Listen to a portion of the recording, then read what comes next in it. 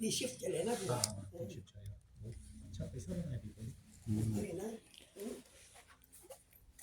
اعوذ باللہ من الشیطان الرجیم بسم اللہ الرحمن الرحیم افرأیتم الماء الذی تشربون أأنتم أنزلتموه من المزن أم نحن المنزلون لو نشاء جعلناه أجاجا فلولا تشكرون أفرأيتم النار التي تورون أأنتم أنشأتم شجرتها أم نحن المنشئون نحن جعلناها تذكرة ومتاعا للمقوين فسبح باسم ربك العظيم صدق اللہ العظیم۔ بزرگوں، پیارے بھائیوں، اللہ رب العزت نے سورہ واقعہ کی ان آیات میں اپنی نعمتوں کا تذکرہ کیا۔ سب سے پہلے وجود انسان کو بیان کیا کہ تم منی کو نہیں دیکھتے، تم ٹپکاتے ہو جس کو، اس کو تم نے پیدا کیا یا ہم پیدا کرتے۔ اس کے بعد کسانی کھیتی کو بتایا کہ کھیتی جو کرتے ہو اس کو تم اگاتے ہو یا ہم اگاتے ہیں۔ اب تیسرے نمبر پہ فرما رہے ہیں کہ افرأیتم الماء الذی تشربون، کیا تم نے دیکھا اس پانی کو جس کو تم پیتے ہو؟ تم نے اس کو بادل سے اتارا یا ہم اتارنے والے ہیں؟ لو نشاء جعلناہ اجاجا، اگر ہم چاہتے تو اس کو کھارا بنا دیتے، اگر جیسا کڑوا لگتا۔ فلولا تشکرون، پھر شکر کیوں نہیں کرتے؟ تو یہ پانی کی جو نعمت ہے اللہ تعالیٰ کی ایک عجیب نعمت ہے۔ دنیا کے مشروب پی لو، لیکن جب تک یہ پانی نہیں پئیں گے وہاں تک صبر نہیں ہوگا۔ اور یہ پانی خصوصاً جو آسمان سے اترتا ہے جس کو بارش کا پانی کہتے ہیں، اس میں اور کنویں کے میٹھے پانی میں بھی بڑا فرق ہے۔ یہ اللہ تعالیٰ کی طرف سے اترا ہوا پانی ہے، اس کی تاثیر بھی الگ ہے، پینے میں اس کا ذائقہ میٹھا اور کھانے کو ہضم کرنے میں بھی بہت تیز، سمجھ رہے؟ اس میں شار نہیں ہوتا ہے۔ کنویں کے پانی کے اندر بار بار اگر نکالتے رہو تو اس میں آگے چل کے فرق آتا ہے۔ ہمارے ملک میں انڈیا میں گجرات کے اندر اپنے گاؤں کے اندر پہلے جو پانی تھا ابھی گیا منہ سے نہیں جاوے، اور جب وضو کرے تو داڑھی بال چکنے ہو جاوے، موٹے موٹے ہو جاوے۔ اب وہی بمبئی میں آیا اور بمبئی میں وہی بارش کا پانی ہوتا ہے، وہاں کا پانی الگ۔ تو اللہ تعالیٰ نے یہ پانی کے بارے میں فرمایا کہ تم نے اتارا بادل سے۔ حدیث شریف میں ہے، دیکھو ہر سال جو بارش ہوتی ہے نا سیم ہوتی ہے، پوری دنیا میں جو بارش ہوتی ہے وہ سیم ہوتی ہے۔ ما سنۃ بامطر من اخری، کوئی سال زیادہ برسانے والا نہیں ہوتا دوسرے کے مقابلے میں کہ اس سال بہت بارش ہوئی۔ ولیکن اذا عمل قوم بالمعاصی حول اللہ ذلک الی غیرہم، لیکن جب کوئی قوم گناہ میں مبتلا ہوتی ہے تو اللہ تعالیٰ اس پانی کو دوسری طرف بھیج دیتے ہیں۔ اور اگر سارے ہی لوگ گناہوں میں مبتلا ہو جاوے تو اللہ تعالیٰ اس کو جنگلوں میں اور سمندر کے اوپر برسا دیتے ہیں۔ ہاں، تو گویا کہ نیکیوں کا بہت بڑا اثر ہے۔ بارش کے برسانے میں، رزق کے لانے میں. اسی لیے حدیث میں آیا دم علی الطہارہ یوسع علیک الرزق، ہمیشہ باوضو رہا کرو، ہمیشہ پاکی کے ساتھ رہو، تمہارے رزق میں برکت، کشادگی کر دی جائے گی، برکت دی جائے گی. تو اللہ تعالیٰ نے پانی کے بارے میں فرمایا، خاص طور پہ پانی کا کیوں ذکر ہوا، حالانکہ اور بھی بہت ساری چیز پیتے ہیں. کہا کہ پانی بہت زیادہ لطیف ہوتا ہے، نظیف ہوتا ہے. ہاں، تو اللہ تعالیٰ نے خصوصی انعام پانی کے ذریعے کیا ہے. بعض جانور تو کئی کئی دنوں تک پانی نہیں پیتے، چل جاتا ہے، لیکن حضرت انسان کو. اور عجیب بات بتاؤں، کھانے کے بعد پانی کا تذکرہ ہوا، کیونکہ پانی تابع ہے، کھانے کے بعد ضرورت پڑتی ہے.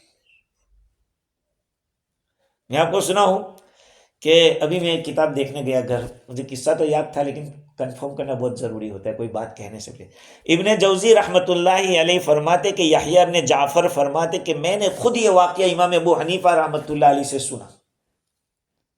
امام صاحب فرماتے ہیں کہ ایک مرتبہ جنگل بیابان میں گھوم رہا تھا اور میرے پاس ستو تھا.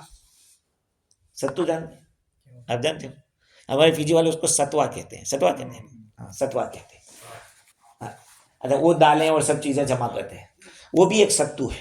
دوسرا ایک ستو کیسا ہے کہ جو گیہوں ہوتا ہے ویت، اس کو بھون ڈالتے ہیں آگ کے اوپر، پھر اس کو پیستے ہیں، اور پیسنے کے بعد اس میں بہترین گھی ڈالا جاتا ہے دیسی، یا یہ کہ اس کے اندر زیتون کا تیل ڈالتے ہیں اور سوگر ڈالتے ہیں، پھر اس کو کھاتے ہیں. سفر کا بہترین توشہ اگر ہے تو ستو ہے. آپ تھوڑا کھا کے پانی پی لو، آپ کا بھوک ختم.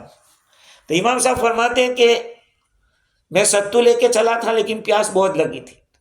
تو ایک دیہاتی وہاں سے گزر رہا تھا، اس کے پاس پانی کا مشکیزہ تھا. میں نے کہا یہ تھوڑا پانی پلا سکتا نہیں. کہا کہ خرید کے دے دو. اچھا 5 درہم دے دو، 5 درہم دے دو، لے لو. امام صاحب فرماتے کہ اس نے 5 درہم میں وہ مجھے بیچ دیا. میں نے 5 درہم لیا، پانی لے لیا. پھر میں نے اس سے پوچھا کہ کچھ کھانے کی رغبت ہو تو میرے پاس کچھ کھانا ہے. کہا کیا؟ کہا ستو ہے. کہا لائیے. امام صاحب نے اس کو، چونکہ خوب زیتون کا تیل ملا ہوا تھا، اس نے کھایا اور اتنا کھایا پیٹ بھر کے. اب کہا پانی. کہا پانی تو ایسے نہیں ملے گا. کہا بہت پیاس. کہا امام صاحب فرماتے کہ مجھے جیسی لگی تھی اس کو بھی ایسی ہی لگی پیاس. تو کہا اگر آپ کو پینا ہے تو 1 گلاس دیتا ہوں، 5 درہم مجھے دے دو. تو 5 درہم میں وہ گلاس اس نے پانی خریدا. تو کہا مشکیزہ بھی میرے پاس رہا اور میرے 5 درہم بھی میرے پاس رہے. میں اس لیے قصہ سنا رہا تھا کہ پیٹ میں جب کھانا جاتا ہے تو پھر پانی کی ضرورت پڑتی ہے. مجھے ابھی سورہ نحل کی تفسیر تو رمضان میں آئے گی، اس میں مطالعہ کر رہا تھا تو پڑھتے پڑھتے اس بات کی طرف گیا کہ ہم مچھلی جب کھاتے ہیں تو پانی کی بہت پیاس لگتی ہے. ایسا کیوں؟ تو کہا وہ اس وجہ سے کہ مچھلی جب پیٹ میں جاتی ہے تو آنتوں میں جا کے رک جاتی ہے. اب وہ بند ہے تو اس کو آگے بڑھنا ہے، تو آگے بڑھنے کے لیے وہ پیاس لگتی ہے کہ پانی ڈالو تو وہ آگے جاؤ.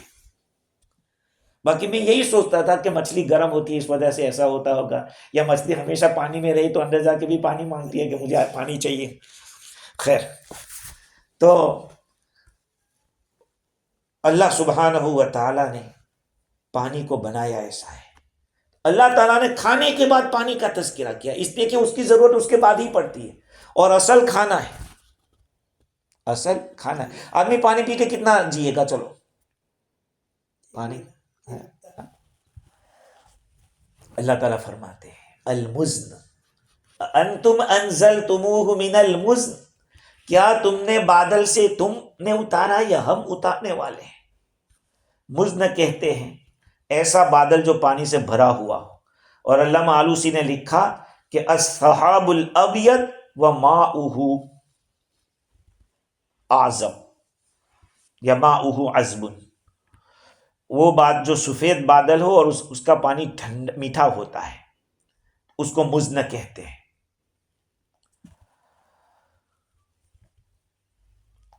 لو نشاء جعلناہ اجاجا، ہم چاہتے تو اس کو ہم اجاج بنا دیتے.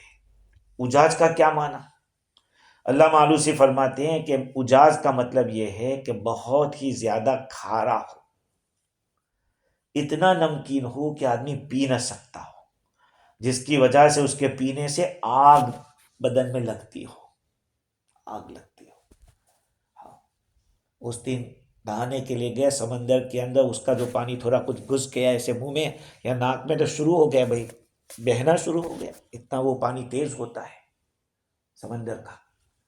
خیر اس کے فوائد بھی اپنی جگہ۔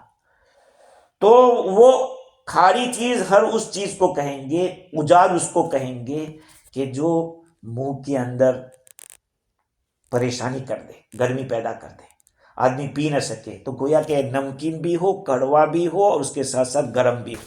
یہ ساری صفت ہوتی ہے سمندر کے پانی کے اندر۔ اللہ تعالیٰ نے اجاج کا لفظ استعمال کر کے اشارہ اس بات کی طرف کیا کہ وہ تو جہنم کی جو تپش ہوتی ہے اس سے بھی زیادہ گرم ہوتی ہے۔ پانی کی جو مائع طیب ہوتا ہے نا، اچھا پانی، اس کی دو صفت ہوتی ہے، اچھا پانی اس کی دو صفت ہوتی ہے۔ ایک تو وہ عذب فرات، عذب فرات، میٹھا بھی ہو اور خوشگوار بھی ہو۔ اسی لیے حدیث شریف میں آتا ہے، حضرت ابو جعفر رضی اللہ عنہ روایت کرتے ہیں، نبی اکرم صلی اللہ علیہ وسلم جب پانی نوش فرماتے تھے اس کے بعد یہ دعا پڑھتے تھے، الحمدللہ الذی سقانا عذبا فراتا برحمتہ ولم یجعلہ ملحا اجاجا بذنوبنا۔ تمام تعریفیں اس اللہ کے لیے جس نے ہمیں میٹھا خوشگوار پانی پلایا اپنی رحمت سے، اور اس کو ہمارے گناہوں کی نحوست کی وجہ سے کھارا نہیں بنایا۔ مجھے آپ بتائیے، اللہ میں معاف فرمائے، ہم یہاں نیوزی لینڈ کے اندر اس ملک میں کسی بھی ٹیپ کو کھولو آپ کو میٹھا پانی ملے گا، صاف پانی ملے گا، ستھرا پانی ملے گا۔ اس کی قدر آپ انڈیا میں جا کے، ہم نے ابھی جا کے دیکھا تو اس کا احساس ہوا کہ اس نعمت کو ہم نے نعمت ہی نہیں سمجھا، ہم ایسے میٹھے پانی سے نہا رہے ہیں۔ نبی صلی اللہ علیہ وسلم کی یہ دعا ہر ایک کو یاد کرنی چاہیے، الحمدللہ الذی سقانا عذبا فراتا برحمتی، اپنے رحمت سے بنایا ہے میٹھا، ولم یجعلہ ملحا اجاجا بذنوبنا، اور اس کو ہمارے گناہوں کی نحوست کی وجہ سے کھارا نہیں بنایا۔ تو میں یہ عرض کر رہا تھا کہ اچھے پانی کی صفت یہ ہے کہ ماں ہو پانی عذب فرات، خوشگوار بھی ہو اور میٹھا بھی ہو، یعنی اس کا ذائقہ بھی اچھا ہو اور اس کے ساتھ ساتھ یوں سمجھو کہ ٹھنڈا بھی ہو۔ اور خراب پانی کی دو صفت ہے، ملح اجاج، ایک تو کھارا بھی ہو اور کروا بھی ہو، اور اس کے ساتھ اگر گرم ہو تو اور مصیبت۔ اللہ تعالیٰ فرماتے ہیں فلولا تشکرون، ہم چاہتے تو اس کو کھارا اور کروا کر دیتے، پھر تم شکر کیوں نہیں کرتے؟ اب دیکھو، کھانے کی جہاں بات آئی تھی وہاں پہ اللہ تعالیٰ نے شکر کی بات نہیں کی، کھانے کی جہاں بات آئی وہاں پہ تفکہن کا لفظ آیا، فضلتم تفکہون لو نشاء لجعلناہ حطاما فضلتم تفکہون انا لمغرمون بل نحن محرومون، وہاں یہ بات آئی، وہاں پہ شکریہ کی بات نہیں آئی۔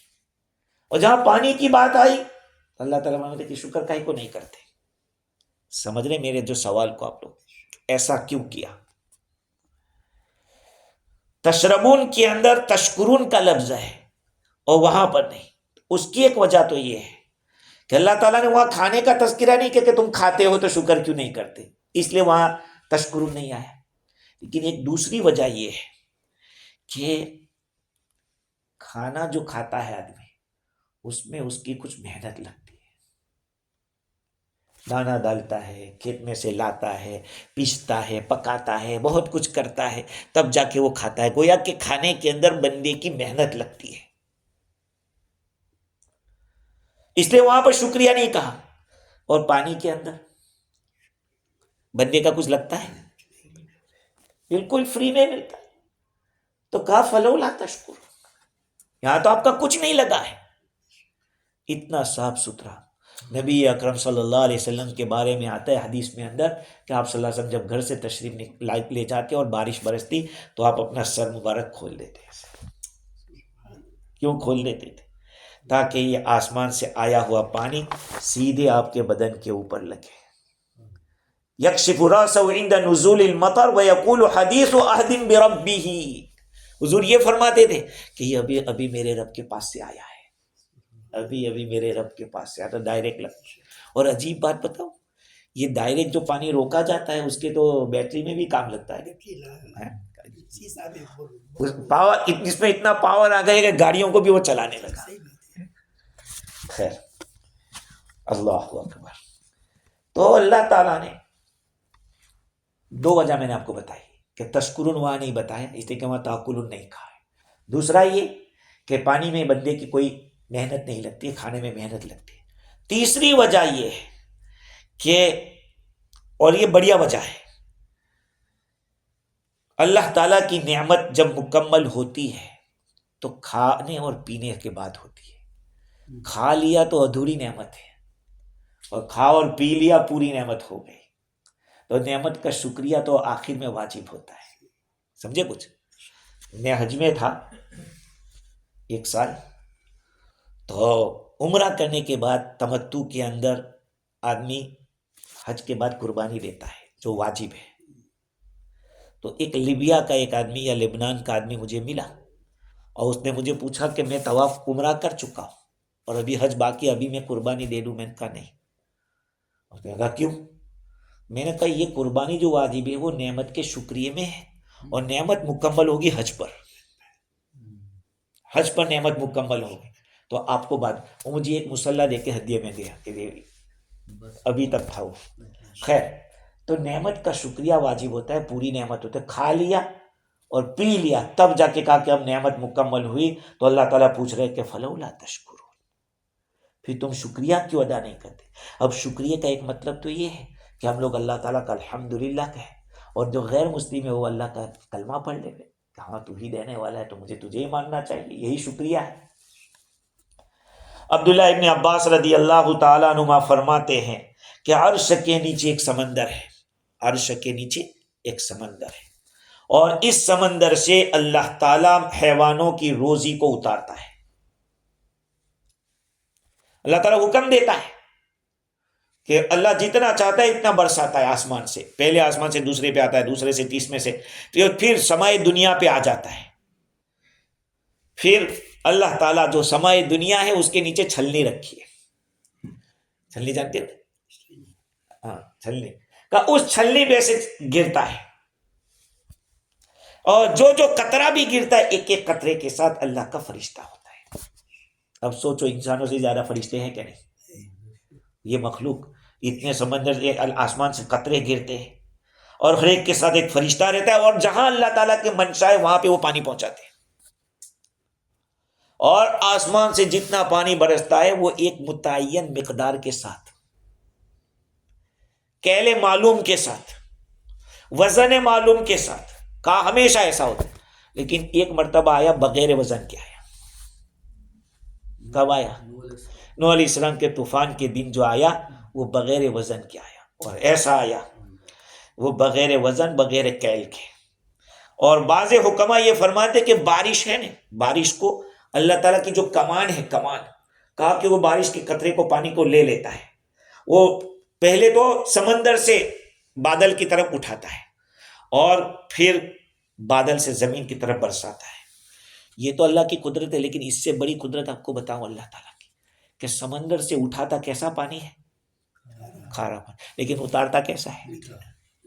کیا قدرت ہے اس کی دیکھو.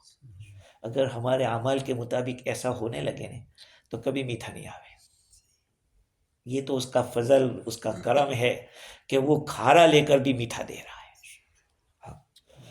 اور آیت میں اشارہ اس بات کی طرف ہے کہ بلاد عرب میں، عرب کے بعض شہروں، بعض ملکوں کے یہ حالت ہے کہ وہاں کنویں نہیں ہے. بیت المقدس میں کنویں ہیں؟ آپ گئے ہیں مولی رمضان؟ کنویں ہیں وہاں؟ اچھا، نہ وہاں نہریں بھی نہیں ہے، نہر بھی جاری نہیں ہے وہاں پہ، تو وہاں والے جو پانی پیتے ہیں وہ بارش ہی کا پیتے ہیں۔ بھائی بمبئی جیسا شہر، بمبئی کا اتنا بڑا شہر، وہاں پانی کہاں سے آتا ہے؟ سمندر کا پانی، ہاں سمندر کا پانی، اور کتنی پبلک۔ تو کہا کہ یہ اللہ رب العزت نے بتایا کہ ہم آسمان سے برسا رہے ہیں وہ پانی، اور دیکھیے دنیا میں 3 حصہ پانی ہے، 1 حصہ زمین ہے، اور اس میں بھی کھارا پانی زیادہ ہے، میٹھا تو کم ہے۔ اور میٹھے پانی کی اور فضیلت یہ بھی یہی ہے کہ اللہ تعالیٰ نے احسان جتلایا، احسان جتلایا۔ ہم لوگ دیکھو، ہم تو گھر پہ میٹھا آتا ہے پھر بھی بوتل خریدتے ہیں، اتنا اچھا گھر پہ آ رہا ہے پھر بھی ہم لوگ بوتل سے۔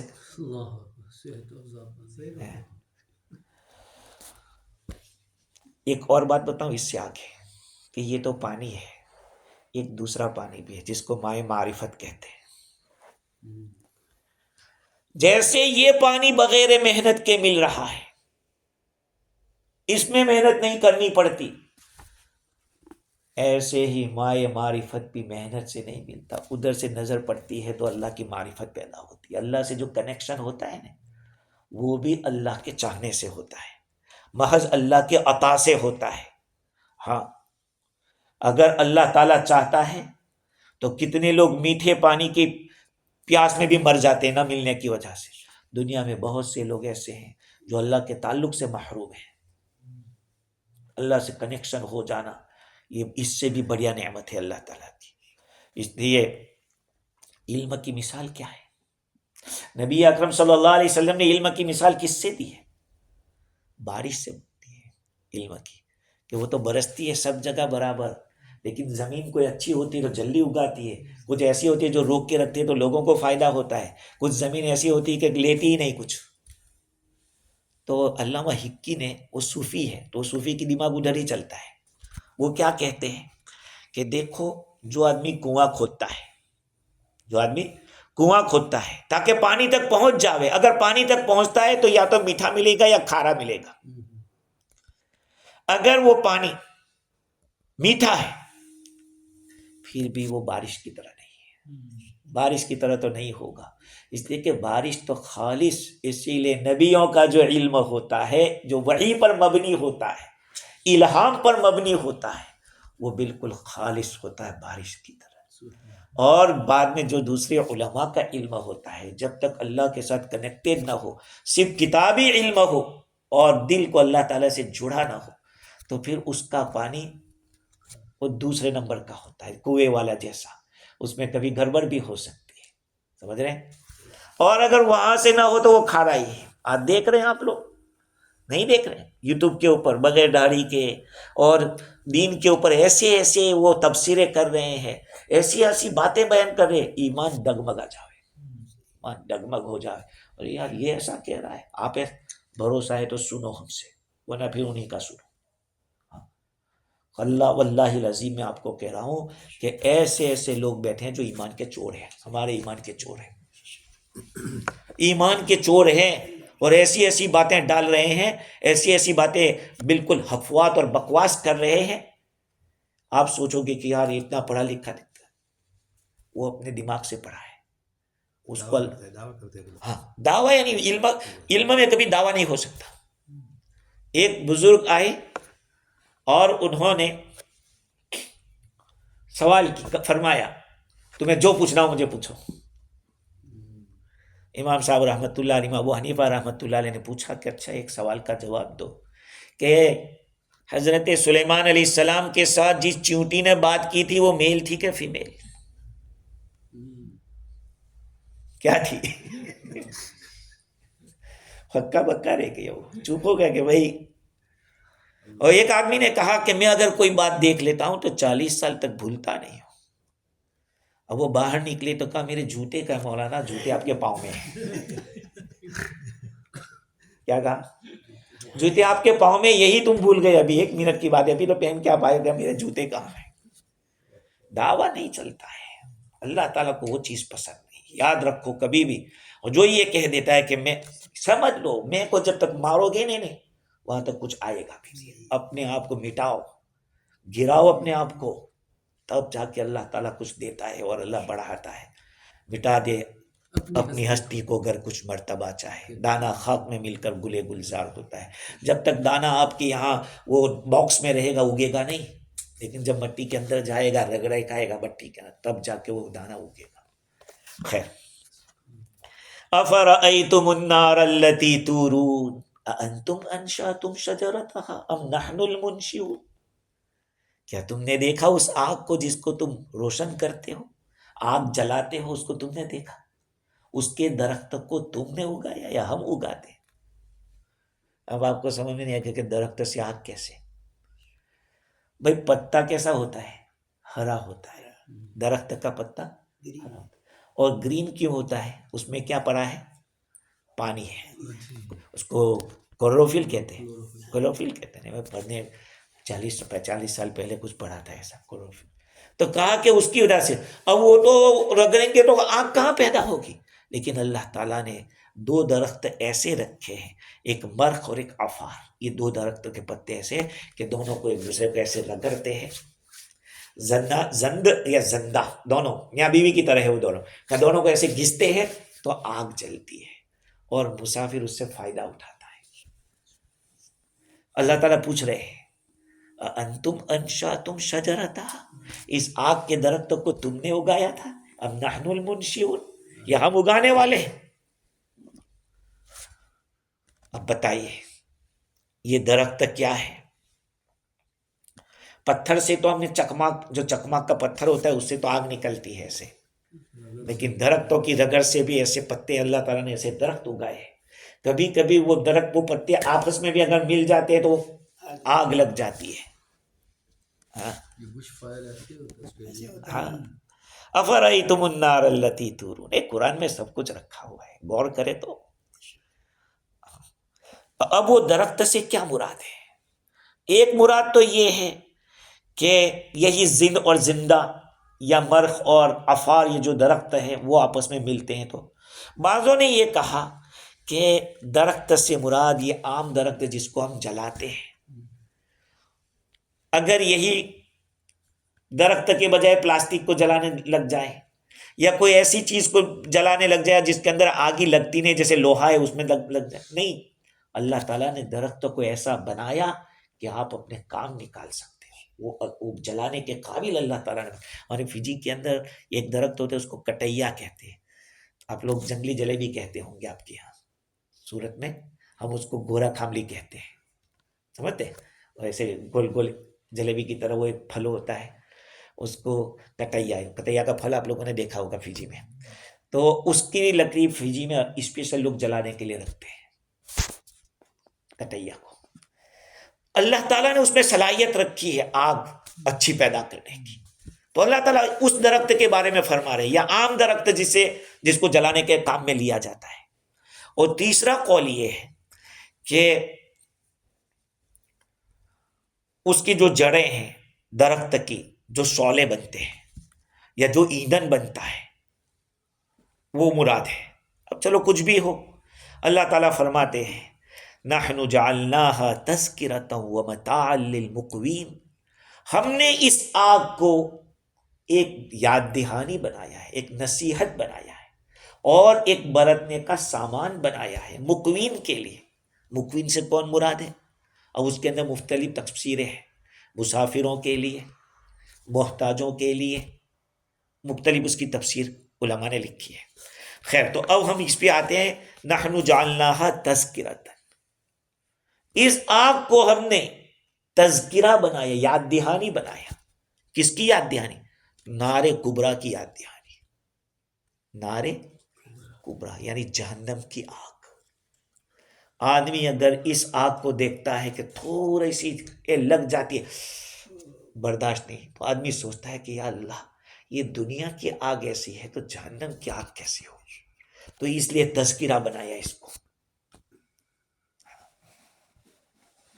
ایک زمانہ تھا جس وقت دہلی کے اندر مار کٹ ہو رہی تھی. بہت پرانا واقعہ کتابوں میں نے پڑھا. تو ایک خوبصورت لڑکی یا عورت مسجد کے اندر چلی گئی وہاں پہ ایک طالب علم یا کوئی عالم دین رات کو کتاب پڑھ رہے تھے. اب اس نے کھٹکھٹایا کھول لیا تو اس کو سونے کے لیے کہاں پہ جگہ دے دی. وہ اب یہ پڑھ رہے ہیں اور تھوڑی تھوڑی دیر میں جو وہاں دیا جل رہا ہے نا اس میں انگلی ڈال رہے ہیں. اب یہ عورت دیکھ رہی ہے کہ یہ کیا کر رہا ہے, پگلا گیا ہے کیا, ایسا کر رہا ہے. صبح میں جاتے جاتے اس لڑکی نے کہا کہ آپ کی ایک بات مجھے سمجھ میں نہیں آئی. کہا کون سی؟ کہا آپ رات کو جو چراغ کے پاس بیٹھے تھے اور تھوڑی تھوڑی دیر میں آپ وہاں انگلی رکھ رہے تھے. تو کہا کہ اصل میں بات یہ تھی کہ تو ایک عورت اور میں ایک مرد تھا. شیطان میرے دل میں وسوسے ڈال رہا تھا تو میں اپنی انگلی کو کہہ رہا تھا کہ دیکھ یہ آگ برداشت نہیں کرتا, وہ کیسے کرے گا. یہ تذکرۃ للمقوین. کبھی ہم لوگ اتنا سوچے ہیں کہ ہمیں برے اعمال کر کے ہم کہاں جائیں گے. جہنم کا تصور بھی کر لے کہ اللہ تعالیٰ نے اس کو کیسے بنایا ہے.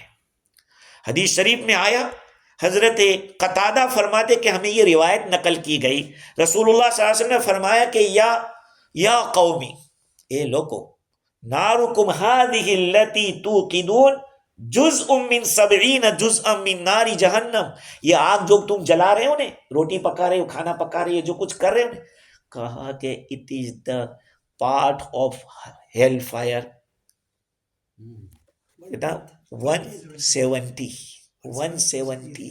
70 حصے کیے جائے جہنم کی آگ کے, اس میں کا یہ ایک حصہ ہے. صحابہ نے کیا عرض کیا معلوم, حضور اگر یہی ہوتی تو کافی تھا. کیا عرض کیا؟ امکان قالوا یا رسول اللہ امکانت لکافیت, حضور اگر یہی آگ سزا کے لیے ہوتی تو کافی تھی. قال, حضور نے فرمایا انہا ضربت بالماء ضربتین او مرتین. حضور نے فرمایا کہ یہ جو جہنم کی آگ ہے نا اس کو 2 دفعہ دھویا گیا تب جا کے یہ آپ کی آگ بنی ہے. حتی یستنفع بها بنو آدم ویدنو منها, تب جا کے اس آگ کے تم قریب ہو سکتے ہو اور اس سے فائدہ اٹھا سکتے ہو. اس کو 2 دفعہ پانی کو سمندر سے دھویا گیا تب جا کے اتنی باقی رہی ہے. اچھا, یہ روایت تو مرسلن تھی, کوئی صحابی کا واسطہ نہیں تھا, لیکن مسند احمد میں اس روایت کو حضرت ابو ہریرہ رضی اللہ تعالیٰ عنہ کے حوالے سے نقل کیا. حضور فرماتے ہیں کہ تو یہ تمہاری جو آگ ہے وہ جہنم کی آگ کا 70واں حصہ ہے. سمندر میں اس کو 2 مرتبہ ڈالا گیا. اگر یہ نہ ہوتا تو تم میں سے کسی کو اس سے نفع نہیں ہو سکتا تھا. اگر اللہ تعالیٰ یہ نہیں کرتے تو یہ آگ کیسی ہے. ہندو لوگ اپنی ستی کے جلانے کے لیے کسی کو کرتے ہیں, ایسے ڈالتے ہیں, 1 منٹ میں راکھ ہو کے آ جاتی ہے. پہلے تو جلاتے تھے اس طرح سے, اب تو یہ کہ مشین میں ڈالتا ہے 1 منٹ میں باہر. امام مالک رحمۃ اللہ علیہ نے اس روایت کو اس طرح سے نقل کیا, رسول اللہ صلی اللہ علیہ وسلم نے ارشاد فرمایا کہ بنی آدم کی آگ جس کو تم وہ روشن کرتے ہیں وہ جہنم کی آگ کا 70واں حصہ ہے. انہوں نے صحابہ نے عرض کیا کہ حضور اگر یہی تھی تو کافی تھی. حضور نے فرمایا کہ دیکھو اس کو تو تقریباً 99 حصے سے بڑھایا گیا ہے. اس ذات کی قسم جس کے قبضے میں میری جان ہے, اگر اس کے ایک ایک حصے کر دیے جائے اس طرح سے 99 حصے بلکہ 69 حصے کیے جائے, کا ہر ایک ایسی ہی گرم ہوگی, ایسی ہی گرم ہوگی. اب آپ بتائیے انسان کو اگر اس میں ڈالا جائے گا تو کیا برداشت کر سکے گا. حضور اکرم صلی اللہ علیہ وسلم نے صحابہ کرام سے پوچھا اتدرون ما مثل نارکم هذه من نار جہنم, تمہیں پتا ہے یہ تمہاری جو آگ ہے اس کی مثال جہنم کی آگ سے کیسی ہے. لہی اشد سوادا من نارکم هذه ب70 ضعفا, کہا کہ وہ بہت زیادہ کالی ہوگی, وہ بہت زیادہ سیاہ ہوگی اور تمہاری اس آگ سے 70 گنا بڑھی ہوئی ہوگی. خیر, حضور اکرم صلی اللہ علیہ وسلم نے جبریل امین سے پوچھا کہ جبریل کیا بات ہے, میکائیل کو کبھی میں ہنستے نہیں دیکھتا ہوں, ہمیشہ وہ تو بالکل سیریس ہی دکھتے ہیں. تو جبریل نے جواب دیا کہ قال ما ضحک میکائیل منذ خلقت النار, کہا جب سے یہ جہنم تیار ہوئی ہے نا اس کے بعد سے یہ ہنسا نہیں ہے. میکائیل علیہ السلام فرشتہ ہے ان کو. اور حضرت انس رضی اللہ تعالیٰ فرماتے کہ حضور اکرم صلی اللہ علیہ وسلم نے فرمایا کہ جہنم والوں میں سب سے بالکل لائٹ اگر عذاب کسی کو ہے اس عذاب کی وجہ سے، وہ عذاب کیا ہے کہ اس کے پاؤں کے اندر جوتی پہنائی گئی ہے جہنم کی آگ کی. کہا اس سے دماغ کھولتا ہے. یہ ان کے چچا کے بارے میں حضرت ابو طالب کے بارے میں کہا گیا ہے بعض روایتوں میں، جس سے دماغ کھولتا ہے. اب ہم لوگ سوچ لیں اپنے بارے میں کہ دنیا کی آگ کو ہم تھوڑی برداشت نہیں کر پاتے. اگر آدمی یہ سوچ لینے تو پتھر بن کے دنیا میں رہے گا. پتھر بن کے مطلب جس کو جو کہنا ہو کرے، کہے، جو کرنا ہو کرے. کیوں میں اپنے لیے جہنم تیار کروں؟ سمجھ رہے؟ خیر، اللہ تعالیٰ فرماتے ہیں کہ اس آگ کو ہم نے تذکرہ بنایا اور متاع بنایا. تذکرہ کا مطلب یہ ہے کہ اس سے عقل مند آدمی کو جہنم کی آگ یاد آتی ہے. ایک بات تو یہ ہے.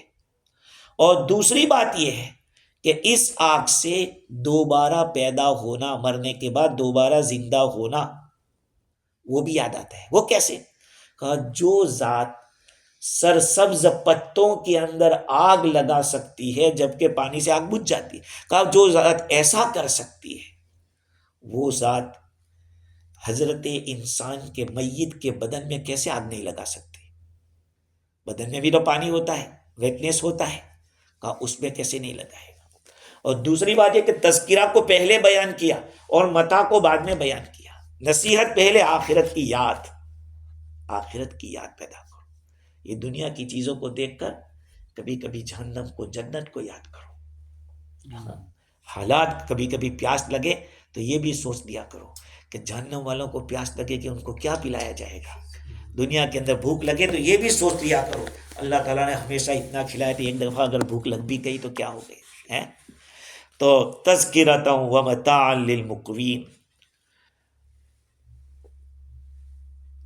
تذکرہ کیسے؟ اللہ تعالیٰ نے اس کو اسباب معاش بنایا. دیکھو ایک بات، اس آگ کے ذریعے ہم اپنا کھانا پکاتے ہیں. ہاں، اس کے ساتھ ساتھ یہ بھی سوچو کہ یہی آگ ہے کہ اللہ نے جہنم میں اس کو سزا کے لیے رکھا ہے. اگر دنیا میں یہ آگ نہ ہو تو ہمارا کھانا تیار نہ ہو. تو آدمی کو تذکرہ کا مطلب یہ ہے کہ نسیان نہیں ہونا چاہیے، بھولنا نہیں چاہیے. بھول کے مقابلے میں ذکر آتا ہے. بعضی لوگوں نے اور بھی اس کی تفسیر کی ہے. تذکرہ کے معنی تبصرہ بھی آتا ہے، آدمی اندھیرے میں دیکھ سکتا ہے اس کے ذریعے، آگ کے ذریعے. اور بعض روایت میں یہ ہے کہ جو لوگ عذاب قبر کا انکار کرنے والے ہیں ان کے خلاف یہ دلیل ہے، اس لیے کہ یہ آگ ایسی ہے، یہ آگ ایسی ہے کہ جس کی وجہ سے ظاہر نہیں جلے گا، باطن جلے گا. ہاں، اور ایک بات بتاؤں، اس آگ سے بھی زیادہ کوئی خطرناک آگ دیکھی؟ ایک روایت میں ہے کہ حضرت جنید بغدادی رحمۃ اللہ علیہ فرماتے ہیں کہ جہنم نے اللہ تعالیٰ سے کہا کہ اللہ اگر میں تیرا کہنا نہ مانوں، میں تیرا کہنا نہ مانوں تو کیا تو مجھے کسی ایسی چیز سے عذاب دے گا جو مجھ سے زیادہ سخت ہو؟ تو کہا کہ ہاں، میں تیرے اوپر بڑی آگ، اس سے بھی بڑی آگ کو مسلط کر دوں گا. تو آج جہنم نے پوچھا کہ مجھ سے بھی بڑی کوئی آگ ہے؟ تو کیا کہا؟ نارو محبتی، میری محبت کی آگ، جس کو میں اپنے خاص بندوں کے اولیاء، مومنین میں جو اولیاء ان کے دلوں میں رکھتا ہوں. جو محبت کی آگ ہوتی ہے نا وہ اس سے بھی خطرناک ہوتی ہے. جب اللہ تعالیٰ سے محبت ہو جاتی ہے، پیار ہو جاتا ہے، اللہ سے تعلق ہو جاتا ہے، وہ آگ ایسی ہوتی ہے جو ان آگوں سے بھی خطرناک.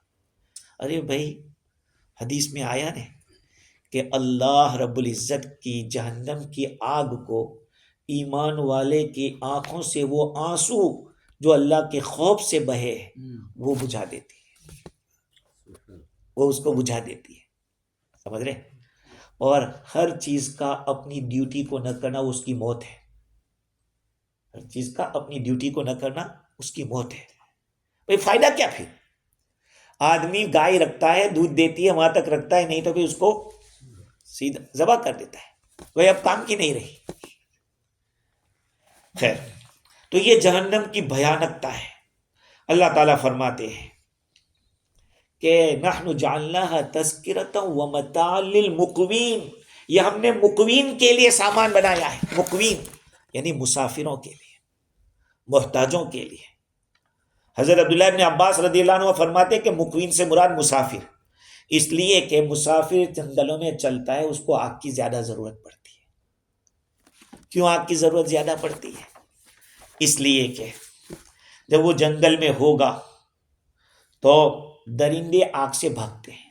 اگر شیر اور اس طرح کے جانوروں کو آگ لے کر آدمی جاتا ہے، بھاگ جاتے ہیں، لیکن اس سے پہلے آدمی کا پائجامہ ٹھیک رہے دیکھ کر ہے. لیکن یہ ہے، یہ بات، آگ سے بھاگتے ہیں وہ جانور. اسی طرح سے ان لوگوں کو ٹھنڈی لگتی ہے جب مسافر کو، تو آگ جلاتا ہے. اور اپنے کپڑے سکھانے ہو تو گرمی کی ضرورت پڑتی ہے. اپنے کھانے کو درست کرنا ہو تو آگ کی ضرورت پڑتی ہے. یہ الگ بات ہے کہ گھر رہنے والوں کو بھی ضرورت پڑتی ہے، لیکن اتنی زیادہ نہیں جتنی ان مسافروں کو ضرورت پڑتی ہے. اور بعض لوگوں نے اس کی تفسیر فقراء کی ہے، غریب لوگوں سے کی ہے، کیونکہ غریب لوگ اندھیرے کے اندر آگ کے ذریعے روشنی حاصل کرتے ہیں. مالدار لوگ تو اپنے گھروں کے اندر لائٹ اور بجلی اور پتہ نہیں کیا کیا رکھتے ہیں. اسی طرح سے غریب لوگ بھی ٹھنڈی کے اندر آگ ہی کے ذریعے تاپتے ہیں، سیکتے ہیں. ابن زید فرماتے ہیں کہ مقوین سے مراد بھوکے لوگ، یہ بھوکے لوگوں کے لیے برتنے کا سامان ہے. اس لیے کہ ان لوگوں کے پیٹ خالی ہو جاتے ہیں اور ان کے توشے دان بھوک کھانے سے خالی ہو جاتے ہیں، تو ان کو کھانا پکانے کی ضرورت پڑتی ہے، اور ضرورت پڑے گی تو آگ کی ضرورت پڑے گی. اس لیے کہا. اور اکرمہ اور مجاہد فرماتے ہیں کہ مقوین سے مراد ہر وہ آدمی جو اس سے فائدہ اٹھاتا ہو، چاہے مسافر ہو چاہے مقیم ہو، اور ہر ایک کو ضرورت پڑتی ہے اس کی. اب دیکھیے اللہ تعالیٰ نے عجیب بات بیان کی کہ پہلے اللہ تعالیٰ نے انسان کے وجود کو بتلایا کہ ہم نے انسان کو منی تم بناتے ہو کہ ہم بناتے ہو. اس کے بعد اللہ تعالیٰ نے دانے غذا کے بارے میں بتایا. اس کے بعد اللہ تعالیٰ نے پانی کا تذکرہ کیا. اس کے بعد آگ کا تذکرہ کیا. اور یہ تینوں چیزیں جو ہے بہت ہی امپورٹنٹ ہے انسان کی لائف کے اندر، اور خصوصاً پانی، آگ اور گھاس. یہ تین تو حدیث شریف میں آتا ہے کہ حضرت رسول اکرم صلی اللہ علیہ وسلم نے فرمایا کہ مسلمان پارٹنر ہے تین چیزوں کے اندر، تین چیزوں میں، ایک آگ، دوسرا گھاس، تیسرا پانی. اور ایک روایت حضرت ابو ہریرہ رضی اللہ تعالیٰ کی ہے کہ تین چیزیں ایسی ہیں کہ کسی کو روکا منع نہیں کیا جا سکتا، ایک پانی، ایک گھاس اور ایک آگ. اور ایک روایت میں عبداللہ ابن عباس کو اضافہ یہ ہے وَثَمَنُهُ حرام، آدمی پانی کی ضرورت ہے اور آپ کے گھر پانی دو، ایک گلاس پانی دے، تو کہا $10 لگے گا. کہا نہیں، ایسا نہیں کیا جائے گا. آپ کوئی آدمی جنگل میں سے گھاس کاٹ رہا ہے اپنے جانور کے لیے، آپ کو کہ نہیں کاٹ سکتے؟ نہیں. اسی لیے ہر ملک کے اندر ایسی جگہ ہوتی ہے جہاں پہ جانوروں کو چرانے کے لیے بالکل فلی اجازت ہوتی ہے.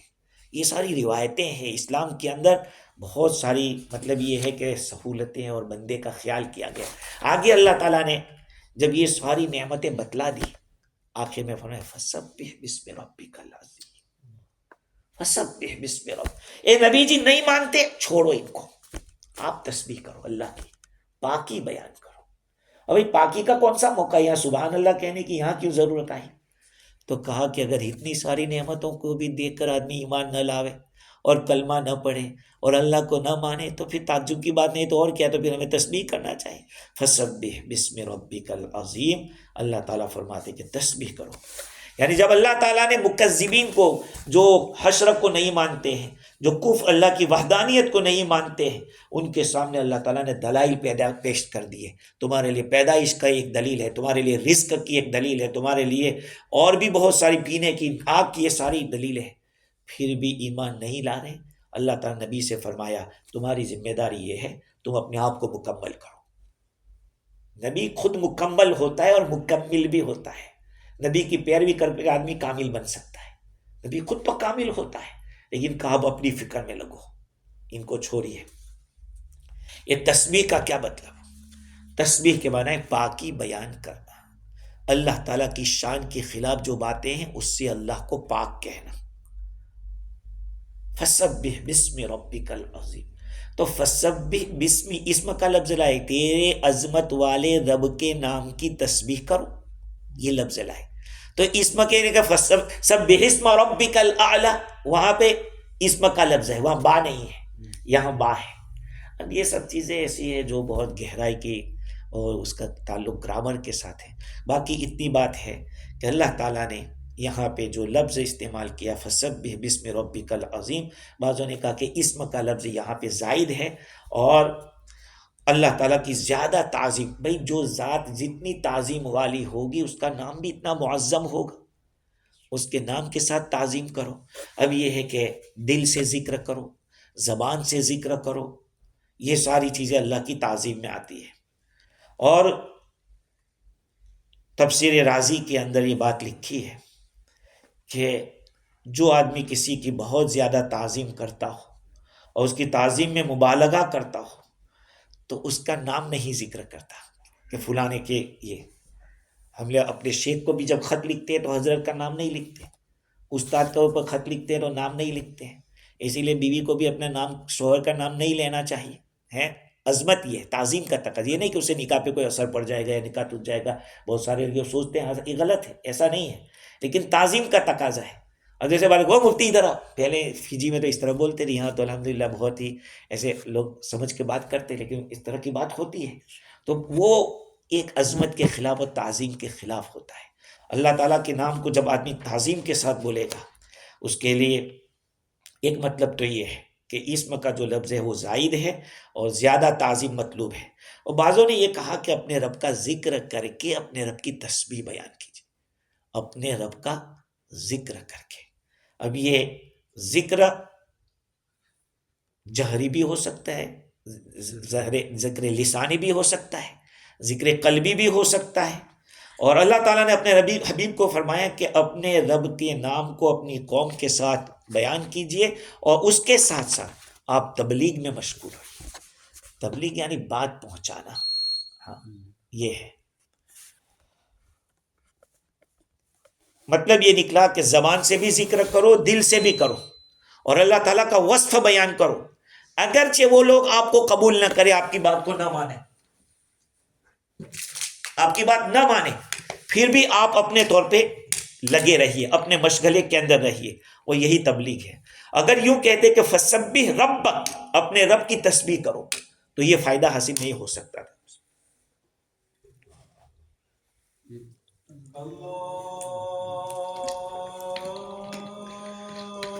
ٹھیک ہے.